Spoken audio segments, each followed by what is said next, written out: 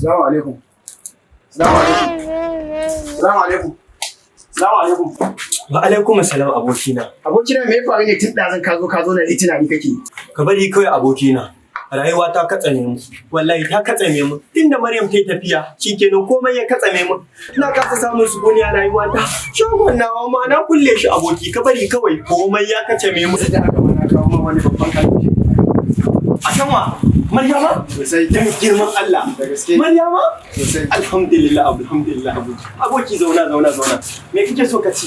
So maka abin komai ne. Bari so maka za ka ci ka koshi. Maryama? Kai alhamdulillah. Allah na gode maka.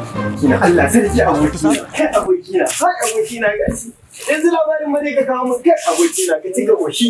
Ikon Allah. Hai Allah ta da ina ne ma Maryam din da ta tafiya daban. Maryam ne ka ce? Sosai. Inna nan. Allah sarki Maryam ita.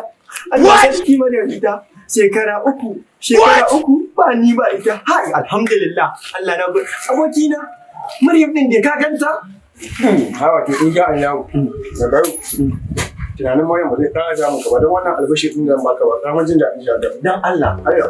Ina alfahari da kai. Haka ka damu ana tare. Shi yasa a cikin abokaina din na fita kai ne na daya duk inda za mu je ka abokina ina aure Maryam mota zan siyan maka mota Allah mota zan siyan maka Yawwa abokina to dama ni ne zan fara gudu wannan taka Maryam nan da ranar ita shi ne naga ya kamata a ce na kawo maka katin. wace Maryamin tawa addina ba kai mace abokin ne ƙarya kake yi To dan na aure ta sai me laifi ne a sai cikin ka aure ta dame dan ma kake ne a cikin ƙarya kake yi aboki wallahi kai mace amana ne dan iska cin amana na. cin amana ne Allah ya bi ka wallahi kadai ne na